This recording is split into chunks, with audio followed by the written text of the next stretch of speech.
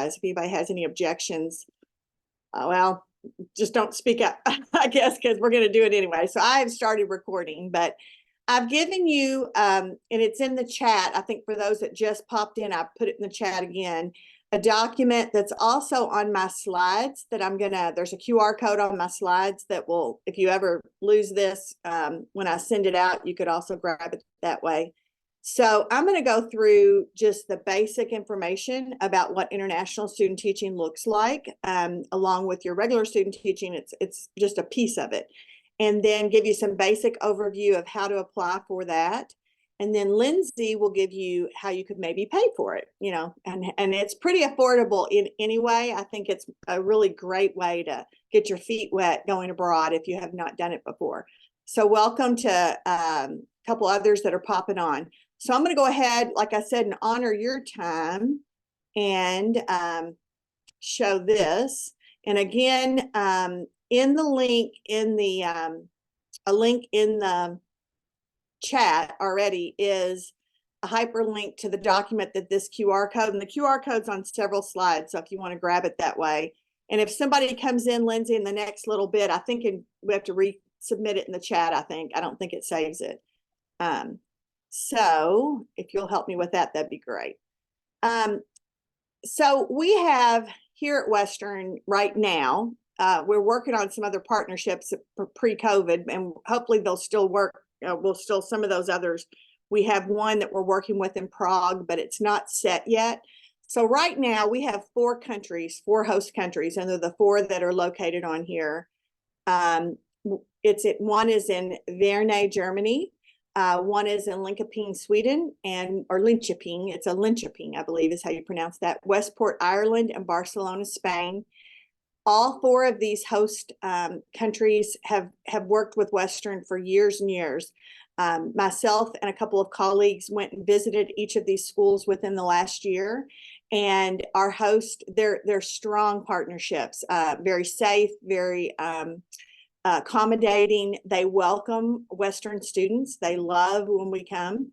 They each offer a little something different, but also very similar in some ways. It'll be approximately 4 weeks of your student teaching at the end of your student teaching. So those would be your 4 choices this fall. If you're going to do this after this fall, if you're somebody that's going to student teach after the fall of 2024, there might be another country or 2 added. We're working on those. So, but right now for this fall, student teachers, you can look at these four countries. So, you will do a traditional student teaching. So for this fall, for example, you will do a traditional student teaching in schools, either where you live or here in Bowling Green, depending on, where you end up student teaching.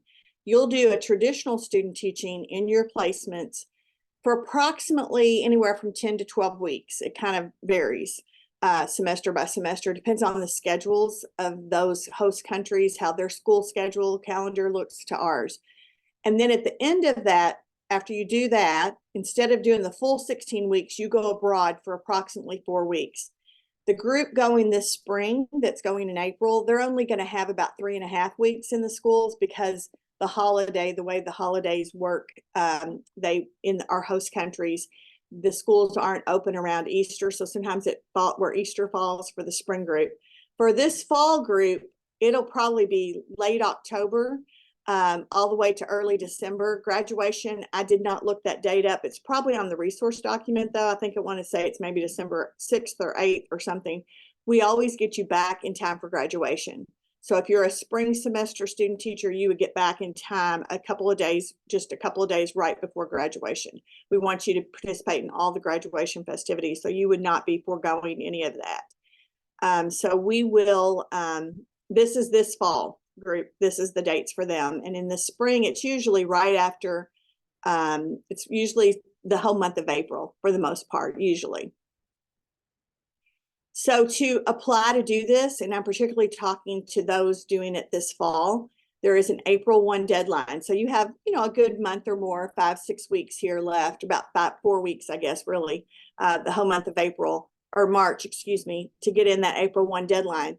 And that is completing a study abroad application, which is on that document that's on the QR code or that's in the chat. I gave you a direct link to the study abroad application, and it's just going to ask you some basic information. It's going to ask for a letter of interest. So you do have to compose an essay, kind of letter of why you want to go abroad, why you want to spend part of your student teaching doing that. That letter of interest might also help get you started on some scholarship essays. So you can look at it, kill two things with one stone, but 2 faculty member recommendations. So there is a form on the study abroad application that actually gets sent to 2 faculty members. I would really encourage you to talk to the faculty members that you want to be asked to do this for you, and remind them that you're applying, and that study abroad is going to send them an email with a direct link to a little survey to fill out about you. So they don't have to write a letter. It's more they complete something that the study abroad application. So you're going to give the name and email of where you want those sent. So please talk to those faculty members. They do need to be WKU faculty members though. $150 application fee. Most people earn this back. So usually you get that back. If for some reason you're not chosen to go for some reason, or you have to back out, or we decide not to send you for some reason, which is rare, unless you just really, aren't being successful in traditional student teaching, we would help get that refunded for you. So, or if something happens, like during COVID, we had the $150 application fee refunded to everyone because they didn't get to go back in 2020. So, so don't let that 150 fee up now if while you're applying by April 1. If you think, what if I don't get in, or what if I don't do this? I would go ahead and find a way to do that if you can. And that usually, like I said, gets reimbursed with different scholarships. You do have to be a stronger student. You have to be a minimum GPA of 3.0 to go. You have to have those positive recommendations from folks. We do look at your situation here with us in the School of Teacher Ed. You have to have everything done by April 1. So don't wait till March 28th to ask some faculty members to fill out those application or those recommendations for you. Kind of get on that early if you're a fall. If you're a fall student teacher. And then we meet with you mid-April. So that's why we have to have everything completed by April 1, because we want to meet with you before the semester ends in early May, so that we can kind of start planning with you to let you know that you're accepted. We'll let you know before you leave for the semester if you're accepted. So this summer you can be doing some things to prepare for that. The accommodations and what they look like in each country, a little bit different. In Barcelona and Verne, both in Spain and Germany, you stay in somebody's home, which is really awesome. We have heard from some of our alumni, they just loved that. They had a full immersion into the culture of that family and of that country. And these are families from the school that's hosting you. So quite often it's somebody, even a student in the room you're working in, their family is hosting you, and they love doing that. There is a kind of a tutoring, I call it a tutoring expectation, but it's more just that they, in exchange of you paying for any kind of room and board, they ask that you help their student, their child, learn English. And they are not expecting you to be, quizzing them every night, but just practicing your English with them. That's what they want. And all of these schools, I should say, all 4 of these countries have English speaking teachers and students and all of that. So in the elementary schools, sometimes students, a lot of them are learning the English. They might not be as proficient, but in our high schools in those areas, we found they were very proficient. So those 2, you get to stay in a home with a host family that really welcomes you into their house. And then at Sweden, in Linköping, Sweden, we're working with Linköping University, and they have dorms that they have our student teachers stay in. So you're kind of immersed with other Swedish education majors, which is a whole other fun experience we found from our visit, as well as from some of our alumni that went to Sweden. So they kind of enjoyed that. And then in Ireland, it's a house. It's a house that's owned by our facilitator that coordinates our schools. that you go work in. And so they have somebody there that prepares breakfast for sure, and then maybe some other meals too. So the cost can vary depending on where you go. The least expensive are our homestays, because you're really not paying any kind of dorm fee or house fee. It's a very small fee that you pay in a homestay. So all really good experiences, all very different. I would say I visited each of these. I visited the accommodations for each of these. I didn't go into people's homes, of course, for Barcelona and Vernay, but the dorms, we saw what they looked like, and they were very accommodating, very similar to what we have here. It's not a bad thing for those few weeks, and you actually meet more peers your age that are going through the teacher ed program, which is kind of cool. So expectations overall, we are really looking at students who have to complete, you have to be ready to complete your traditional student teaching expectations. We want to get you certified, because this study abroad situation really does not work towards the requirements that we have to meet for you to finish successfully and become certified. So you have to be prepared in a shorter amount of time. Most student teachers have about 16 weeks. You're going to have anywhere from 10 to 12, usually 11 or 12 weeks, but it can vary, where you'll have a lot to get done, to be observed, and some of your observations are going to be closer together because of that, and things like that. But it's very doable. We have lots of student teachers who are very successful, as long as you just know, I'm going to have these assignments or these things to do. And then the nice thing is, when you finish that expectation of regular student teaching, you get to go abroad, and really it's like a mini vacation. I'll be honest with you. I shouldn't say that. I'm not supposed to say that, but it really is. It's a great end of this capstone semester. You're more like a teacher's assistant. You're really not ever going to do a solo week or take over for X amount of weeks like you do during traditional student teaching. So you're more of a teacher's assistant with someone. So you're just, it's not as stressful that way, the planning and all the things that you'll be hitting it hard during the traditional. You're not having to do that over there. So keep that in mind. You are going to be asked to compare and contrast their education system with ours using a Google site. So you're going to create a travel log, and we'll give you details about that. And it's not a hard assignment. It's a pass-fail class. Study abroad or international student teaching is a 1-hour class that you'll be enrolled in, that we'll enroll you in. And it's a pass-fail. So it's, it's just creating a travel log using a Google site where you're kind of comparing and contrasting what you're learning. We're not asking you to get on that travel log every day. It's more of a weekly update kind of thing, reflection. And then just representing yourself in that professional manner as a topper teacher that you always do. Going over and representing yourself in our university in a positive way. I did link on the document that I shared with you. Well, here, let me see. I think this is a hyperlink. So we give you a very rough, remember I mentioned Spain and Germany are the less expensive. They're they're about $1,000 less than Ireland and Sweden. And that's because of room and board. Now, these are rough estimates, and I'll tell you, they're very rough because we, air flights change so much, and spending money, depending on how much you're going to spend and that kind of thing. So keep that in mind, but we'll talk closer to that, and that is linked for you on the document. Right now, Lindsay Houchins is going to tell you some ways to get this paid for, which is pretty awesome. She is, whoops, sorry guys. I'm going to stop sharing. And Lindsay, I'm going to let you share. And I should have told everybody up front, I gave you such a brief overview.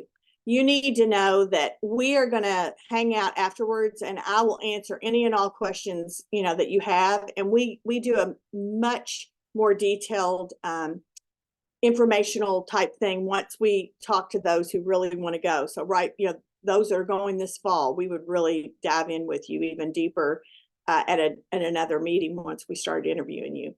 So I'm going to let Lindsay talk about how to work towards scholarship development and how to work towards some of those scholarships.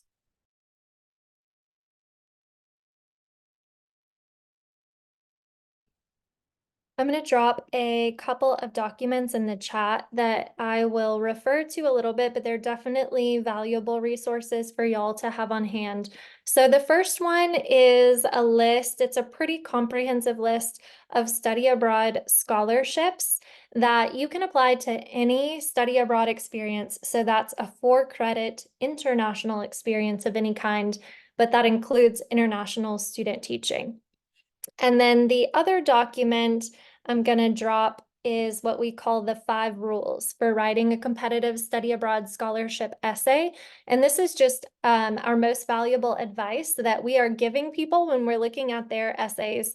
So in the event that you're writing alone without our support, you'll have some of our sort of top tips. As you heard, I'm representing the Office of Scholar Development. Most people know of us as OSD, and I know at least a couple of you who are on the call have worked with us, so you're a little bit more familiar with what we do. We're a small team, and there are 2 of us, really it's myself and then one other, who work on traditional study abroad scholarships. But then Dr. Grimsley also works on an opportunity that you might find interesting, and I will reference that here in a bit. Big picture, we help students apply for national scholarships to fund the academic extras that tuition doesn't cover. So in this case, that's international student teaching, but it also might be other things depending on your interests. Ultimately, we want to help WKU students make more possible. So that's getting the funding to do the things, but it's also expanding your pathways to the work that you want to do as well. So for this audience, yes, we can help you prepare nationally competitive scholarships for study abroad that would help pay for international student teaching. But I always want to take the chance to plug a really cool postgraduate teaching opportunity as well. And that is the Fulbright U.S. Student Program. I'm really passionate about this one because I actually earned the opportunity to do a Fulbright year after graduating in Croatia. I myself am a certified teacher. I am formerly a 12th grade English and journalism teacher. Shout out to Grace, who went to the high school where I taught and was actually in my homeroom, oddly enough. But I worked with OSD to apply for that Fulbright experience. I had in-classroom experience teaching future teachers of English. It was fully funded. So if you're somebody who really likes this idea of teaching abroad, even if, you know, only for a short time before you settle into your full-time classroom and career, we would love to help you with that as well. For any national scholarship that you are preparing an application for, you have really 5 key ingredients. And this is where you might start to take some notes if you're going to be pursuing scholarships for international student teaching. So the first thing we coach you on is consider the mission of the scholarship that you want to apply for. For example, when you look at the big long list of scholarships I sent, you will see that there is a Gilman Scholarship. Their mission is to help students with very limited financial means get the opportunity to study abroad. And in doing so, they want to diversify the students who are studying abroad. All of these things are clues as to what include in the essay. On the flip side, the Phi Kappa Phi Scholarship, it is granted by an honors society. They're looking for that top-notch, very intellectual and academic goal and a pretty pristine GPA and experience to back it up too. Those 2 applications should be different because of their differing interests. What is probably the same, though, is your relevant background. So you really want to cozy up with these scholarship essays and disclose your background, whatever that is. Relevant background could be relevant to the mission. So I told you Gilman, for example, says we're looking for students with limited financial means. So you want to get really specific. You want to talk about the sources of income in your family, how far those have to stretch, and why they can't cover the study abroad expense as well. If you're applying for a scholarship that's interested in diversifying students abroad, think about the elements of your identity that might do so. That can be things like racial and ethnic minority identities, but it can also be LGBTQ identities. It can be first-generation college students. It can be students from rural regions in Kentucky, Tennessee, and beyond. So you really want to think, if I do go to Sweden or Germany, what part of my identity might be underrepresented in that cohort, right? Then that's something that's powerful to include. We're going to talk a little bit about how to incorporate your specific future goals in these scholarships, as well as the preparation that you've already done. Some of this is really taking the perspective of somebody outside of the teaching profession and the teacher prep pathway in order to understand the powerful pieces. Last but not least, we're going to talk about the anticipated outcomes that you want to include in your scholarship essays, because ultimately scholarships are investments that are interested in a rate of return. So I'm going to use the comparison to the show Shark Tank. If you haven't seen it, maybe you're at least familiar with the concept. On the show, a small business owner or entrepreneur makes a pitch to a panel of billionaires. And that pitch is, if you will invest X amount, you can expect Y in return. You're doing the same thing with a study abroad scholarship application as well. So you really want to situate this international student teaching opportunity as the imperative link, like the changes everything link between your past experiences in preparation and your future goals. One of the sort of hidden hacks of being a future teacher is that any experience that has educational impact for you has this exponential impact for years to come, because you are going to be in a classroom with all kinds of kiddos and you're going to share those experiences with them and inspire them as well. I'm talking a lot about the Gilman Scholarship because it's actually Gilman season now. So if you are pursuing international student teaching in the fall, so fall 24 or spring 25, now is the time that you want to prepare that application. So you can read more about Gilman on the second page of the first file that I sent. But basically, if you are a US citizen who receives a Pell Grant, we should definitely get in contact after this to get started on that application together. So here's what I would recommend as you're exploring this possibility. Go to that list of scholarships, find a scholarship that you might be eligible for, whether it's Gilman or another one, and go to that website.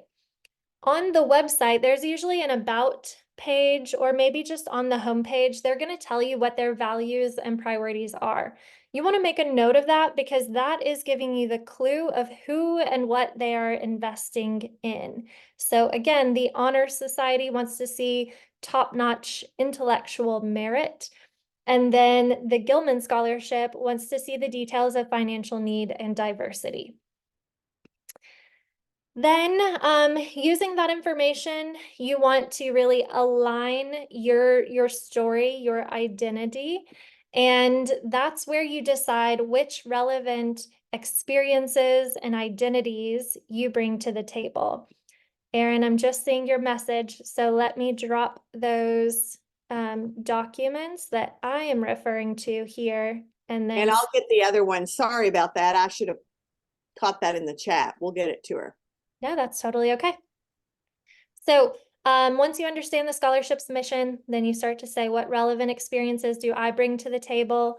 Keep in mind that that can be a lot of different things: financial need, personal diversity, regional diversity. It can also be adversity that you've come through. So we can really help you figure that out if you're not sure. Now, here's where we start to talk about the future and really situating international student teaching as the imperative link. You want to ask yourself this question: how does international student teaching help you accomplish your academic and professional goals? Now, here's what I know as a certified teacher. I know that as soon as you declare that major, you are on a well-supported track and you just kind of do what you're told you need to do as far as your clinical hours, your blocks, your placements, your student teaching. But all of that is by design to help you accomplish your academic and professional goals of completing your degree and earning your certification. So you want to spell that out for the reader who doesn't realize all the mechanics of your program. Now, here's some of the secret sauce. If you step back and you say, why do you need to student teach? That's one level of what you want to write in this essay. I need to student teach because on the first day of my career as a teacher, I am going to be on my own. So I need a lot of in-classroom experience where I practice classroom management, I practice curriculum planning, I practice all the micro decisions that I make throughout the day. And I need to student teach because it's a requirement for Kentucky's certification process. Then you kick it up a notch and you say, okay, but if just like Stephanie said, you can fulfill your requirement here, why do you need to student teach abroad? And this is where you're really getting to the unique value of that international experience. So that could be, for example, if you see yourself staying in Bowling Green and teaching in public schools, you're very likely to work with people from across cultures and across different linguistic barriers. Maybe English is not their first language. Helping them see that possibility helps them see the value of the international student teaching experience. Plus, baseline, a study abroad experience is going to give you a lot of skills that are useful in a classroom, like cultural adaptability, problem solving, self-reliance and independence, resourcefulness. So connecting all of those things to a successful teaching career is powerful too. So in this essay, you want to keep in mind that every time you say something that another person on this call or in your class or cohort could say, you've really missed a chance to be specific and introduce who you are uniquely. So in OSD, we like to coach what we call an interest statement. Rather than saying, for example, I'm interested in being a teacher, just like all of you could say, or I'm interested in being a high school English teacher, just like many of you could say, I can get really specific. So I can instead describe what it is about teaching and who I want to teach and make it more specific. So for example, if I say, I'm interested in asking questions and really getting to know people's stories and lives, I like to do that because I want to help them grow and find their purpose. So a high school English and journalism classroom is the best place for me to land. We're going to talk about stories all day, but it's always going to culminate in this essential question of what is your story and what are you doing to design that? If I set you up with that forecast of my career, one, you're going to buy into what I'm pursuing, right? Because you're going to think that's an inspired teacher. But you're also going to be more motivated to invest your money in the power of that inspired teacher in the future. So remember, the teacher certification track sets you up with a lot of preparation. It feels like requirements and boxes to check at this point in your career, but it's all pieces that are intentional to prepare you. So when you're writing your essay for a study abroad scholarship, you want to say, look, I'm really uniquely prepared for this experience. Yes, I'm going to be dropped into a classroom in another country and I'm going to be a teaching assistant for several weeks. And I don't take that lightly, but I'm prepared because I've already done X number of observation hours, or I've been working as a student teacher already. Or maybe I tell you a story about how I found connection across cultural differences with a student at an elementary school where I was placed. Talking through all of this, again, convinces that reader of the essay that you are a sure investment, that you're going to get there, you're going to have a great experience, and you're going to tell people about it for years to come. So again, that preparation, it comes from your major, it comes from the on-site training that you do, it comes from the experience you've pursued. Here's another one. It can also come from the adversity that you've experienced. So for this one, I like to tell people, think about the challenges you've already overcome.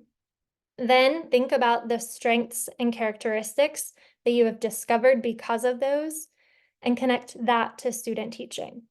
So for example, something that radically changed my life was the unexpected loss of my parents. Through that experience, I've found a lot of independence and self-reliance that I didn't know I had before when I had their support for anything I asked them. So because I discovered that self-reliance and independence, I am much more prepared to go to Croatia, where I've got to figure out a lot of things on my own and be a full Fulbright English teaching assistant. So that's how I'm using the adversity to show how I'm uniquely prepared. That last piece, remember, was all about the outcomes of this experience. And again, your secret sauce is not just that you are going to be a more prepared teacher, so that independent value, but there's also the power of influence on everybody else who you teach and work with in the future. That's especially powerful, right, in more isolated communities where people don't encounter a lot of international experiences and perspectives. This has been a super crash course of some of our top tips and really perspective taking. Remember, one of those documents I shared with you was the 5 rules for preparing a competitive essay, and that'll sort of walk you through several of these. There's also a helpful tool for determining your own story and really brainstorming what you might put in that essay and deciding what to pull together into that narrative. If you apply for these scholarships, chances are you're going to get some scholarship support. There are a lot of internal WKU scholarships that you see on the first page of the scholarships packet, like World Topper or Honors Travel Abroad Grant, and those can be small bites. So up here, I've got some screen grabs of a real international student teacher I worked with several years ago and some of her friends who I worked with as well. All of these students earned some of those scholarships, World Topper, SGA scholarships, and more. Plus, on the second page, you'll see the scholarships that our office can actually help with. Those are the ones external to WKU. People like Jessica and Emily, who you see here on the right, and I think Gracie is in the passport picture too. They've worked with us to earn those bigger scholarships, those national scholarships like Gilman, that can pay even several thousands of dollars toward your international student teaching goal. If you're interested in what we do in OSD, I encourage you to follow us on Instagram. You'll see some feel-good stories, but you'll also be able to wrap your mind around what we do and how you might fit in. That's where you'll find information about an upcoming info session for people interested in that Fulbright opportunity to teach abroad as well. And I'm going to put my contact information up here so that you can jot it down in case you have questions you're not comfortable asking on the call today. All right, Stephanie, Awesome. back to you. Great, thanks. And I have put in the chat, if anybody is not a this fall 2024 student teacher, then give me your email and I will make sure to send the recording to you. I see Erin's now too. Erin, I have yours, Grace, and Caitlin's. We're going to send the recording and we'll send Lindsay's documents that she shared and everything tomorrow to all the fall 2024 applicants, because we had some that couldn't be here today. But after the fall, I don't really have a list of who all's here. So if you want, oh, Allison, I see you. We'll make sure to get the recording to you too, because you may want to go back and watch it. I'm going to hang on and answer any and all questions, and I'm sure Lindsay will do the same. We gave you the quick little, piece of it. And I'm sure there's some burning questions maybe that I didn't go over, just about the basics, and that she may, if you have some other scholarship type questions too. But this is mainly just to get the interest out there. You can share the recording with any of your friends. If you have, teammates in your classes that couldn't come, again, we'll send it to the fall 2024 applicants because we have that list. And then I've got Caitlin, Grace, Erin, and Allison's email as well. So I'll make sure to send it to them. So I'm going to hang on, and I'm sure Lindsay can hang on a little bit too, but we'll open it to questions, or you can send them directly to us privately if you want. Or even after today, you can email us and all of that. So we appreciate you all coming. Does anybody have anything they want to ask? You're welcome to unmute yourself and ask away. So after interviews, what's like the rough timeline of like knowing if you've been accepted to the program and like location placement and things?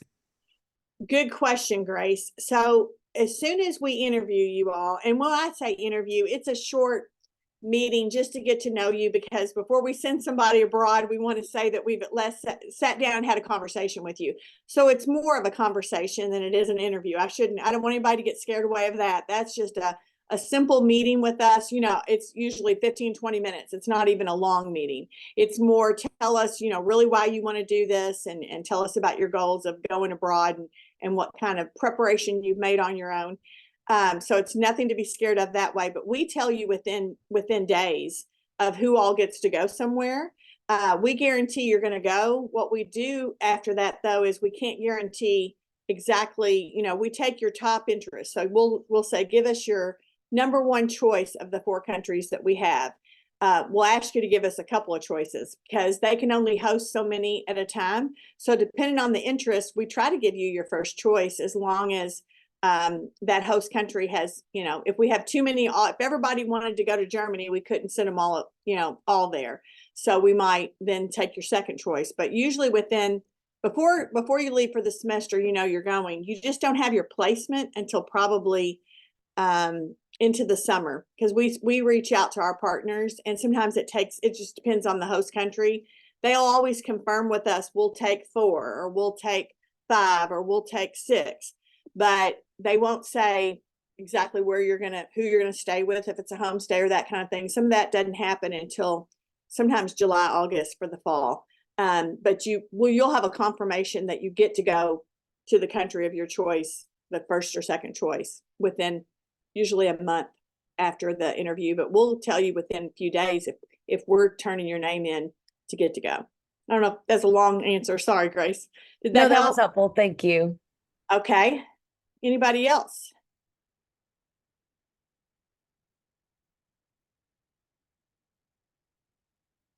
And like Lindsay said, you're welcome to email me directly, or Lindsay if it's about scholarship type things, me about anything else. We have more stuff on our website, more information on our website. So if you look at that resource document, we've hyperlinked the International Student Teaching link to it. There also, I should have said, I don't think we had the date of the pre-departure meeting, but the Study Abroad office does a great job. They meet with you like a Saturday morning for 3 hours, and they go over lots of things, you know, safety and all the things, you know, how to make sure you use the right, you know, money, and, you know, those kinds of things. So they really prepare you. We have alumni that come back and talk to those. So once we know who's going to Ireland, or who's going to Germany, or who's going to Sweden, we have alumni from all of those places that will come back and talk to you. And right now in April, we have 12 students going, and they're going everywhere. So we've got representatives in Sweden, Germany, Ireland, and Spain. And I already have meeting with them before they go in April. I have alumni from last semester that are coming back to talk to them about their true experience in that country. So there's a wealth of experience that will make you feel better about it too. So we'll always schedule all of that, and we'll do that even if we do that. It'll probably be in August once school starts, for the fall group, before we actually have those alumni come back and that kind of thing. And we'll do it via Zoom. If you're on a regional campus, that shouldn't keep you from participating. We're never going to make you come in person or any of that. For any of that, we'll make sure we can Zoom if we need to. I'm going to take the opportunity while we're talking about timelines to answer a question we commonly get, just in case you're thinking about it. So I know you're hearing from Stephanie, you got to wait a while to know all the details of your placement and exactly where you're going to be. And we work with you on the front side of that as well. So if you decide that you're going to apply for a study abroad scholarship for international student teaching, our advice is to apply with a narrative of your top choice at the time, right? So if, for example, you're looking at those 4 countries and you're like, well, I really like the idea of Spain, go ahead and write your essays like, I'm pursuing international student teaching. I hope for a placement in an elementary school in Spain. Here is why. That is not a contract. That's really just showing us how you are approaching the opportunity. So what ideas and perspectives and goals you're bringing to it. If the details change through the placement process, then there are absolutely channels to do that. It's not like you have to start all over. And I always like to stress that, especially for those of you who would be applying early for some of those external scholarships. And we traditionally get to place you at your first choice. It just, like, sometimes we'll have 6 people wanting to go to Spain. And if they can't do 6, especially the home in Germany and Spain where it's a homestay, that sometimes, or even the house in Ireland. In Sweden, the dorm, they usually can do up to 4, I think. It depends. And I think one semester we asked for 5, and then I think that was the year we didn't get to go because of COVID. But they usually we can get you your first choice. So I would always write your scholarship that way. But I'm sure if you earn it for that, they're going to turn around and still let you do it if we show it was on our end that we couldn't fulfill that country, but you had a second country choice. And sometimes we hear from our countries right away that say, yes, we're gonna take them. They just may not know the actual placement, but they say you get to come to our country. We just don't have the school placement yet, for example, or the homestay yet, but we'll have one for you. So anything else? And once you read over everything, when you review our website and you review some of the information that I had linked on the resource document, you can, then questions arise from that, I realize. So, and we'll, like I said, for the fall group, we'll be sending out some more information soon about that. And then if you're a future semester, it's not too, early. I'm glad you're here if you're one of those future semesters, because then it gives you more time to work with Lindsay if she can help you, or work on other scholarships if you're not eligible for the ones that she can help you with. She's a great resource. Would we get our passports? Oh, good question, Caitlin. You get your passport on your own, but Western right here at Downing, they have a great place to get it. That's where I had mine made. So you work with Western, and I gave you a link on the resource document I have. It might be towards the end, but I gave you a link to where you can make an appointment here online. And I would say if you don't have a passport yet, that's the first thing you need to do. Go ahead and start. It just depends. Sometimes it comes quickly and sometimes it doesn't. So I would go ahead and get an appointment with Western to get that. You'll have to get some documents if you're not from here, and your parents may have some of your documents you'll need, like an official birth certificate and things, but they'll tell you what all you need. But they'll work with you here at Western to do that through the passport office. And you'll notice on the scholarships page, I think it's the second scholarship there, WKU offers a passport scholarship.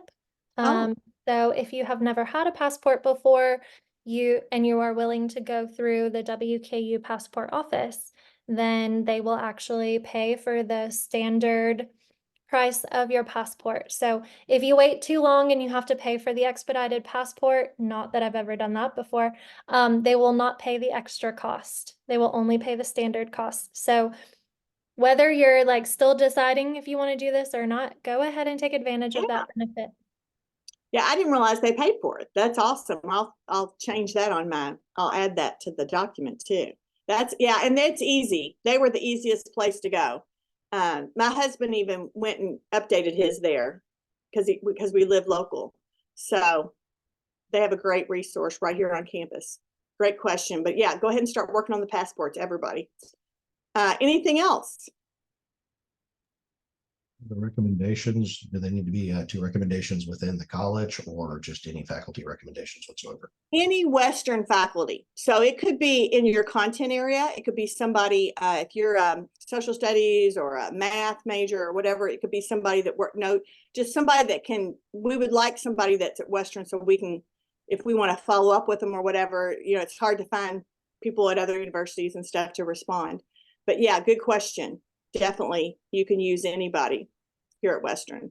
And when I said faculty, if it's a Western team member that knows you really well, you might work in an office where you have a supervisor. Maybe they're not a faculty member, but they, I don't know. It's just somebody here at Western, 2 people here at Western that could fill out this document and know about your professionalism and your ability to be successful. Good question. One other question, statement on the passport. If Prague does become an option for the fall of 2024, is it possible to change out, or is that just not going to be an option within 2024? It won't be fall. I wish it was. One of our faculty members here in the School of Teacher Ed did a semester in Prague as part of her work, and she has hooked us up with somebody, and then we kind of lost that for a little bit. So we're trying to reconnect with them. We had a school there that was going to work with us, but it won't be this fall because we have to go through a lot. We don't have a true partnership with them yet. So we're working on it. And I know that's something that Dr. Tassel's real passionate about. So I know that the spring might be the soonest. So if you're a fall student teacher, I'm sorry, I shouldn't have mentioned that. That was intriguing to some of you because I would love to go to Prague. So we don't have that one yet. It'll be the fall is just the 4 countries for us. Yeah. Good question.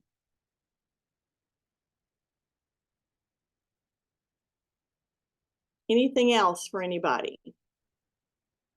I appreciate you all giving up part of your afternoon to learn about this. And I hope that we are just now getting going again. Last semester was the first time since COVID that we were able to send student teachers again.